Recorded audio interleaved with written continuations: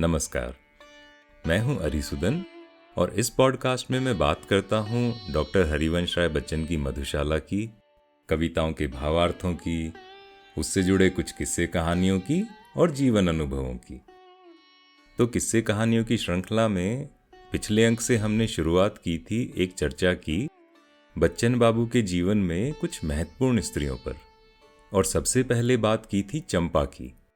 चंपा जो उनके बचपन के मित्र करकल की पत्नी थी और उन्होंने बच्चन बाबू को किस तरह प्रभावित किया।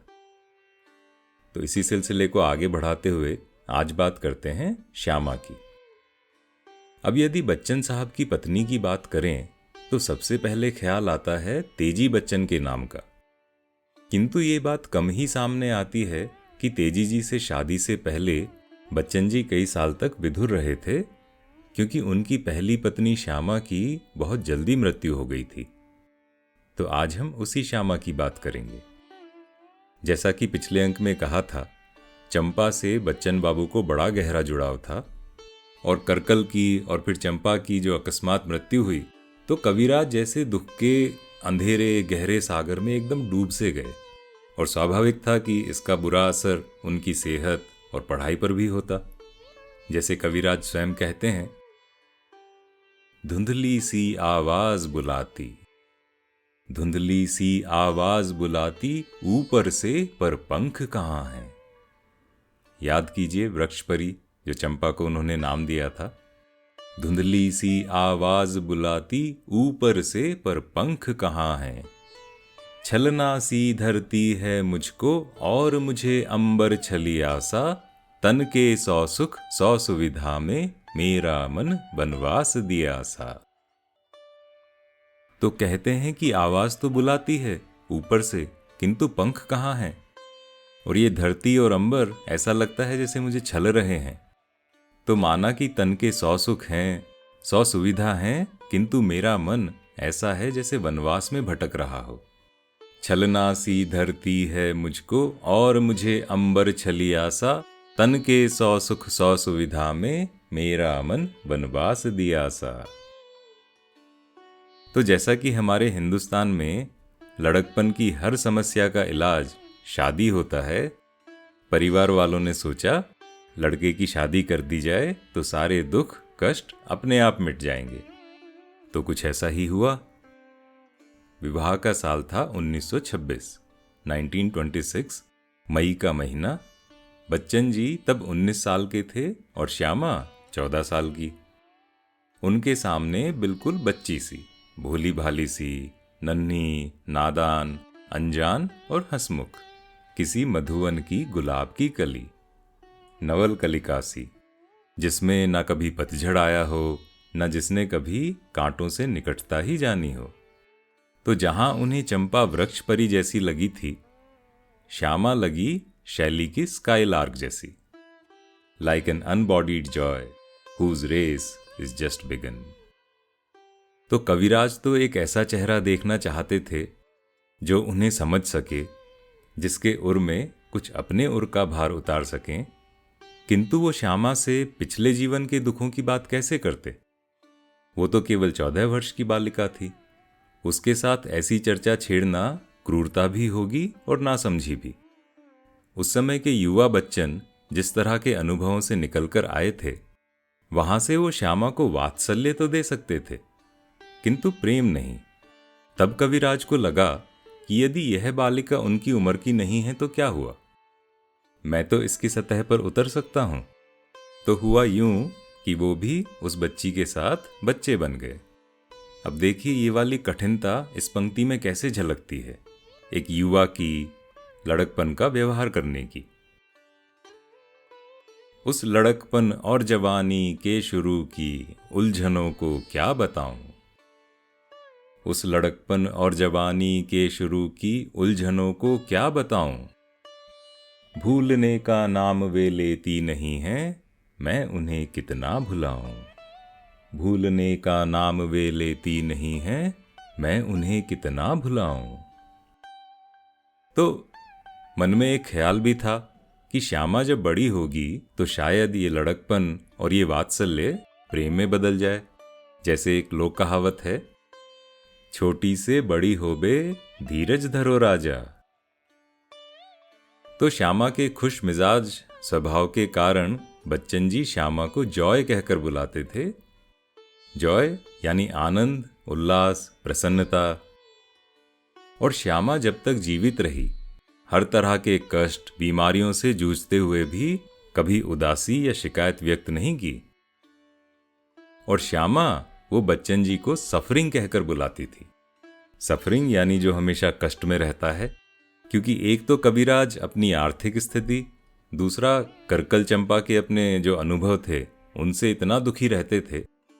और श्यामा ने शायद उनके अंदर छिपे कवि को भी पहचान लिया था। कवि तो होता ही है वेदना का साकार रूप।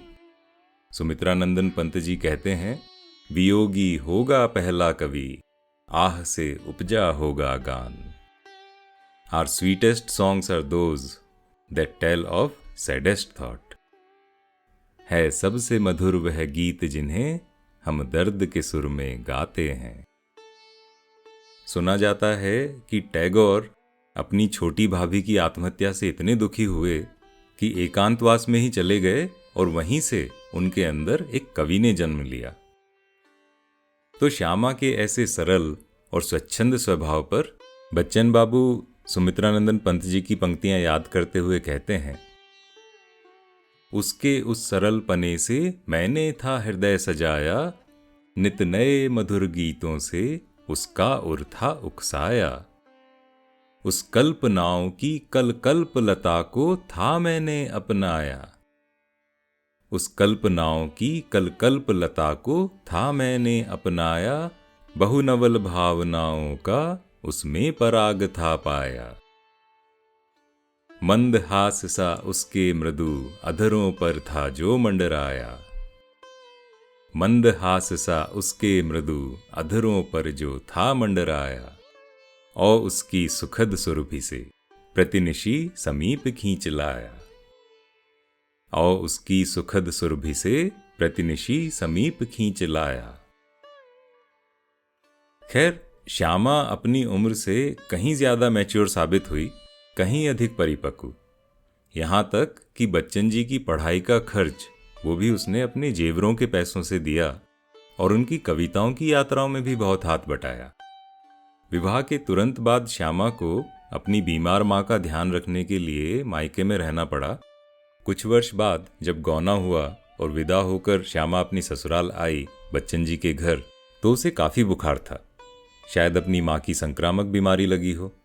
बच्चन बाबू अपनी आत्मकथा में बताते हैं कि श्यामा की बीमारी की गंभीरता को देखते हुए घर वालों ने उसका बिस्तर एक अलग कमरे में लगवा दिया और यहाँ कवि अपनी प्रेयसी की बेचैनी से राह देख रहे थे। तो बच्चन जी के हठ पर, उनकी जिद पर श्यामा की चारपाई उनके ही कमरे में लगवाई गई। इस बात से श्यामा का चेहरा ऐसा खिल गया जैसे रात में अप्रत्याशित किसी बड़े कैक्टस का फूल। याद कीजिए, इस पर काफी बाद में लिखी गई एक कविता, हाय कैक्टस दिवस में तुम खिले होते, रश्मियां कितनी न्योछावर हो गई होती तुम पर। बड़ी सुंदर कविता है। तो कई बार कविताएं मन में घर बना लेती हैं और उन्हें रूप देने के लिए शब्द वो बाद में कहीं मिलते हैं। तो हुआ ये कि बच्चन जी की चारपाई से कुछ फासले पर ही श्यामा की चारपाई लगाई गई कि कहीं बीमारी का संक्रमण ना हो जाए। और दोनों के एक दूसरे से करीब होते हुए भी ये जो दूरी थी, इसे भी कवि हृदय ने कभी बाद में शब्दों में व्यक्त किया था। और देखिए कितनी सुंदर कविता बन गई। मनाकर बहुत एक लट में तुम्हारी, लपेटे हुए पोर पर तर्जनी के, पड़ा हूं बहुत खुश कि इन भांवरों में, मिले फार्मूले मुझे जिंदगी के। कि अपनी उंगली की एक पोर पर तुम्हारे बालों की एक लट को लपेटे हुए मैं इतना खुश हो गया कि ये जो जीवन के इतने दुष्ट चक्र चल रहे हैं उसमें मुझे जिंदगी जीने का फॉर्मूला मिल गया। मनाकर बहुत एक लट में तुम्हारी, लपेटे हुए पोर पर तर्जनी के, पड़ा हूं बहुत खुश कि इन भांवरों में, मिले फॉर्मूले मुझे जिंदगी के। भंवर में पड़ा सा हृदय घूमता है, भंवर में पड़ा सा हृदय घूमता है, बदन पर लहर चल रही है, बदन पर लहर चल रही है। ना तुम सो रही हो, ना तुम सो रही हो, ना मैं सो रहा हूँ, मगर यामिनी बीच में ढल रही है। न तुम सो रही हो, न मैं सो रहा हूँ, मगर यामिनी बीच में ढल रही है। अब पति पत्नी के बीच शारीरिक संबंध स्वाभाविक है, किंतु संक्रामक रोग की स्थिति में शरीर को दीवार मानकर केवल मन और प्राणों के मिलने पर ही संतोष करना था। तो इस तनावपूर्ण संयम और नियंत्रण की अभिव्यक्ति एक लंबे समय तक बच्चन बाबू की कविताओं में होती रही, जैसे कि कवि की वासना में। वासना जब तीव्रतम थी, बन गया था संयमी में, है रही मेरी क्षुधा ही सर्वदा आहार मेरा, है रही मेरी क्षुधा ही सर्वदा आहार मेरा। या हलाहल में देखिए, न तुम होती तो मानो ठीक मिटा देता मैं अपनी प्यास, वासना है मेरी विकराल अधिक पर है अपने पर विश्वास। वासना है मेरी विकराल अधिक, पर है अपने पर विश्वास। तो श्यामा की बीमारी काफी लंबे समय चली और श्यामा इतनी भली थी कि अधिक बीमार होने पर अपने मायके चली जाती ताकि कविराज को कठिनाई ना हो। इन्हीं दिनों में कविराज के जीवन में एक और महिला आई थी, प्रकाशो, जो एक स्वतंत्रता सेनानी थी, क्रांतिकारी यशपाल की प्रेमिका थी। उनका एक और छद्म नाम था रानी, जैसे एलियस होता है, और प्रकाशो कुछ दिन के लिए बच्चन बाबू के घर में भी ठहरी थी। उनकी कहानी फिर कभी सुनाएंगे, किंतु उनका उल्लेख इसलिए किया कि श्यामा प्रसन्न थी कि कोई तो है जो उसकी अनुपस्थिति में बच्चन बाबू के घर को साफ सुथरा और संवार कर रखने में मदद कर रहा है। तो श्यामा की बीमारी, जो टीबी की बीमारी थी, अंत में बहुत ही गंभीर साबित हुई। कोई अच्छा उपचार तो उस समय था नहीं, और करीब 10 साल की लड़ाई के बाद, कठिन संघर्ष के बाद अंत में श्यामा की मृत्यु हो गई। और कविराज मन में सोचते ही रह गए, इस पार प्रिय मधु है तुम हो, उस पार न जाने क्या होगा। श्यामा उस पार चली गई थी और बच्चन बाबू इस पार रह गए। किंतु श्यामा तो ऐसा जॉय थी जो अपनी अंतिम यात्रा पर भी हंसते हुए ही गई। बच्चन जी कहते हैं, श्यामा वाकई में मेरी अर्धांगिनी थी। बीमारी पर अपनी जय और उसकी पराजय पर एक दिन मैंने कहा था, आधी विजय भी कोई विजय होती है। और एक दिन मैंने उसका पूरक वाक्य भी कहा था, आधी पराजय भी कोई पराजय होती है। श्यामा की मृत्यु में आधा मैं भी मर गया था, और मेरे जीवन में आधा वह भी जी रही है। उठा करता था मन में प्रश्न कि जाने क्या होगा उस पार, निवारण करने में संदेह मजहबी पोथे थे बेकार। उठा करता था मन में प्रश्न कि जाने क्या होगा उस पार, निवारण करने में संदेह मजहबी पोथे थे बेकार। चले तुम पूछा है किस ओर, चले तुम पूछा है किस ओर, कहा बस तुमने एक जबान, तुम्हें थी जिसकी खोज तलाश, उसी का करने अनुसंधान। कहा बस तुमने एक जबान, तुम्हें थी जिसकी खोज तलाश, उसी का करने अनुसंधान। और उसके प्राणों से अपने प्राणों को मिलाने का पूर्ण अवसर तो शायद कभी आया ही नहीं। प्राण प्राणों से सके मिल, किस तरह दीवार है तन। बच्चन जी बताते हैं कि ठीक मृत्यु के दिन श्यामा ने कहा था, मुझ पर कोई ऐसी रचना करना जिससे दुनिया में मेरी याद जीवित रहे। और यह बात उसने अपनी याद बनाए रखने के लिए नहीं कही थी, कहा था इसलिए कि वह ना रहे तो मेरे पास कुछ करने को, कुछ लिखने को, कुछ व्यस्त रखने को रहे, अपने सूनेपन, खालीपन को भुलाने के लिए कुछ रहे। और सृजन से अधिक डुबाने वाला क्या होगा। कविराज कहते हैं, श्यामा मुझे बहुत निकट से ही नहीं, बहुत दूर तक जान गई थी। और देखिए, श्यामा के बारे में बच्चन बाबू ने आरती और अंगारे संग्रह में ये कविता लिखी थी, जो एक कहानी जैसी लगती है। श्यामा रानी थी पड़ी रोग की शैया पर, 216 दिन कठिन कष्ट में थे बीते। संघर्ष मौत से बचने और बचाने का था छिड़ा हुआ, या हम जीतें या वह जीते, या हम जीतें या वह जीते। सहसा मुझको यह लगा हार उसने मानी, तन डाल दिया ढीला आंखों से अश्रु बहे। बोली मुझ पर कोई ऐसी रचना करना, जिससे दुनिया के अंदर मेरी याद रहे। मैं चौंक पड़ा। ये शब्द इस तरह के थे जो बैठते न थे उसके चरित्र के ढांचे में। ये शब्द इस तरह के थे जो बैठते न थे उसके चरित्र के ढांचे में। वह बनी हुई थी और तरह की मिट्टी से, वह ढली हुई थी और तरह के सांचे में। वह बनी हुई थी और तरह की मिट्टी से, वह ढली हुई थी और तरह के सांचे में। जिसमें दुनिया के प्रति अनंत आकर्षण था, जिसमें जीवन के प्रति असीम पिपासा थी। जिसमें दुनिया के प्रति अनंत आकर्षण था, जिसमें जीवन के प्रति असीम पिपासा थी। जिसमें अपनी लघुता की वह व्यापकता थी, यश नाम याद की रंच नहीं अभिलाषा थी। यश नाम याद की रंच नहीं अभिलाषा थी। क्या निकट मृत्यु के आ मनुष्य बदला करता, चट मैंने उनकी आंखों में आंखें डाली। वे झूठ नहीं पल भर पलकों में छिपा सकी, वे झूठ नहीं पल भर पलकों में छिपा सकी। वे बोल उठी सच थी इतनी भोली भाली, वे बोल उठी सच थी इतनी भोली भाली। तो यहां बच्चन जी बताते हैं कि श्यामा ने जो कहा था कि मुझ पर ऐसी कविताएं लिखना जिससे जमाने में मेरी याद रहे, और ये केवल उसने अपने नाम के लिए नहीं कहा था। और यही बात बच्चन जी इस कविता में बताने का प्रयास करते हैं। आगे कहते हैं, जब मैं न रहूंगी तब घड़ियों का सूनापन, खालीपन तुम्हें डराएगा खा जाएगा।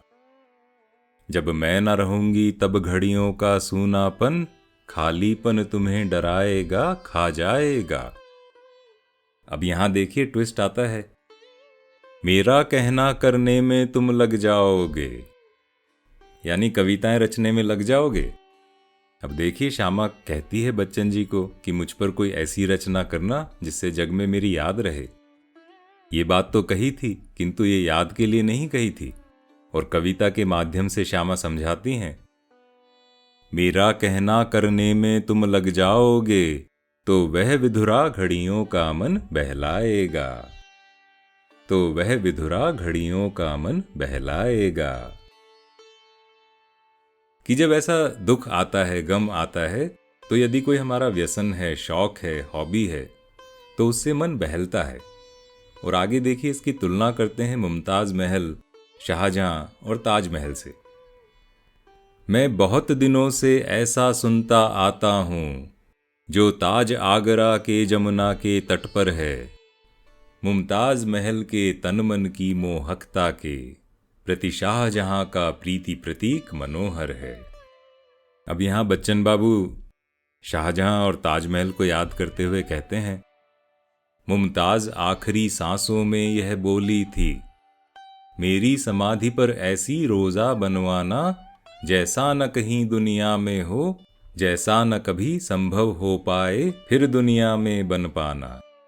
मुमताज महल जब चली गई तब शाहजहां की सूनी खाली काली कातर घड़ियों को, वह ताजमहल ही बहलाता था सहलाता था, वह ताजमहल ही बहलाता था सहलाता था, जोड़ा करता था सुधि की टूटी लड़ियों को, जोड़ा करता था सुधि की टूटी लड़ियों को।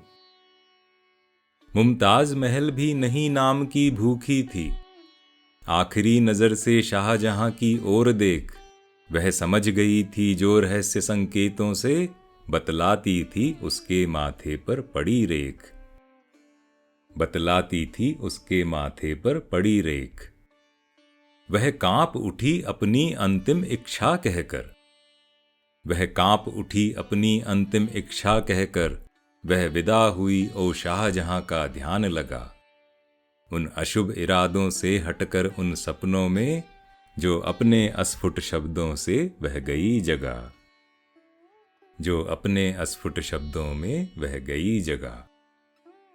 यह ताज शाह का प्रेम प्रतीक नहीं इतना, यह ताज शाह का प्रेम प्रतीक नहीं इतना, जितना मुमताज महल के कोमल भावों का, जो जीकर शीतल सीकर बनता तपों पर, जो मरकर सुख कर मरहम बनता घावों का, जो मरकर सुख कर मरहम बनता घावों का। विदाई का एक और गीत बच्चन जी ने लिखा था, और जब लिखा था तो उन्हें क्या पता था कि एक बार ये उनको खुद ही दूसरों से सुनने को मिलेगा, और ऐसा लगा जैसे नियति का कोई व्यंग्य हो कि विदा का गीत तो तुमने लिखा, उसे सुना कोई और रहा है। अंत का इतना था विश्वास, विदा का लिख डाला था गीत। अंत का इतना था विश्वास, विदा का लिख डाला था गीत। कलेजे को हाथों से थाम, सुना करते थे मन के मीत, सुना करते थे मन के मीत। गए वे तो तज मेरा साथ, मगर यह गीत लगा है संग। ध्वनित हो बहुकंठों से आज, किया करता है मुझ पर व्यंग। गए वे तो तज मेरा साथ, मगर यह गीत लगा है संग। ध्वनित हो बहुकंठों से आज, किया करता है मुझ पर व्यंग। तो श्यामा को समर्पित यूं तो बच्चन जी ने कई सारी कविताएं लिखी, किंतु मुझे जो सबसे अधिक भावपूर्ण लगती है, जो बिल्कुल लगता है कि श्यामा के लिए ही लिखी गई थी, वो ये वाली पंक्ति है। मृत्युशैया पर पड़े अति रुग्ण की अंतिम हंसी सी, यत्न करके खिल रही है एक लघु कलिका निराली। इसके बारे में हमने 38वें एपिसोड में भी बात की थी, जब हम जीवन चक्र की और मृत्यु की कविताएं पढ़ रहे थे। तो बिल्कुल जैसे श्यामा हंसते हंसते गई, तो लगता है कि ये पंक्ति उन्हीं के लिए लिखी गई है।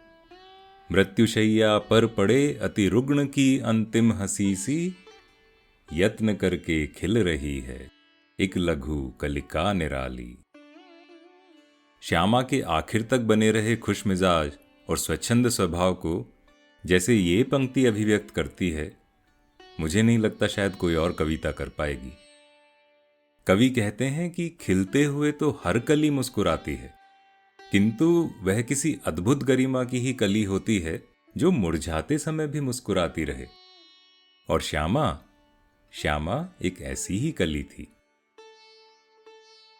मधुशाला की एक पंक्ति है, घंट बंधे अंगूर लता में, मध्य न जल हो पर हाला।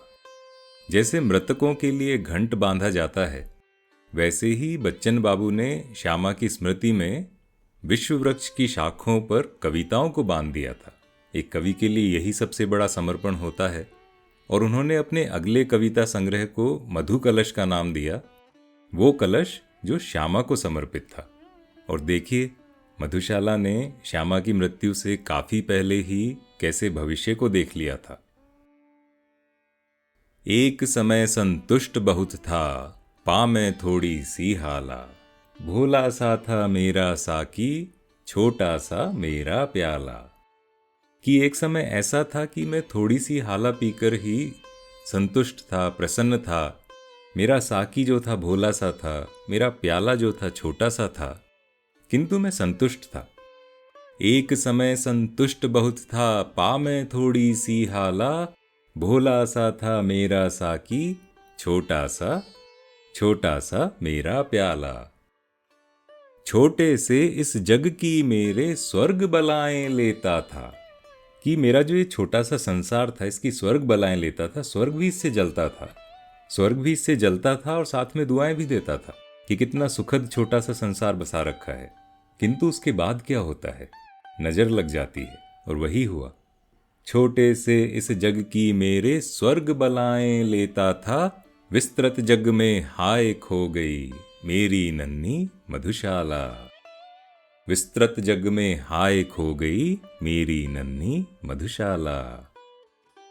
हालांकि ये पंक्तियां तो श्यामा की मृत्यु से काफी पहले लिखी गई थी, किंतु यहाँ जो शब्द हैं, भोला सा साकी, छोटा सा प्याला, नन्ही मधुशाला, इशारा शायद श्यामा की ओर ही है। और इसीलिए कहा कि मधुशाला ने आने वाला समय पहले ही देख लिया था। श्यामा गुलाब की उस कली जैसी थी जो हंसती खिलखिलाती बच्चन बाबू की जिंदगी में आई और उनकी किताब के पन्नों में समा गई। एक सूखा किंतु हमेशा मुस्कुराने वाला पुष्प बनकर सदा के लिए बस गई। आज यहीं विराम लेते हैं। अगले अंक में इसी सिलसिले को आगे बढ़ाएंगे और बताएंगे कहानी एक महिला की जो बच्चन बाबू के जीवन में मृग तृष्णा बनकर आई और हमेशा मृग तृष्णा ही बनी रही। नाम था आयरिस तालिबुद्दीन। उसने कविराज के जीवन को किस तरह से उद्वेलित और किस तरह प्रभावित किया। बताइएगा ये अंक आपको कैसा लगा। तो मिलते हैं अगले अंक में। तब तक स्वस्थ रहें, प्रसन्न रहें, चाय कॉफी पीते रहें और सदा मुस्कुराते रहें।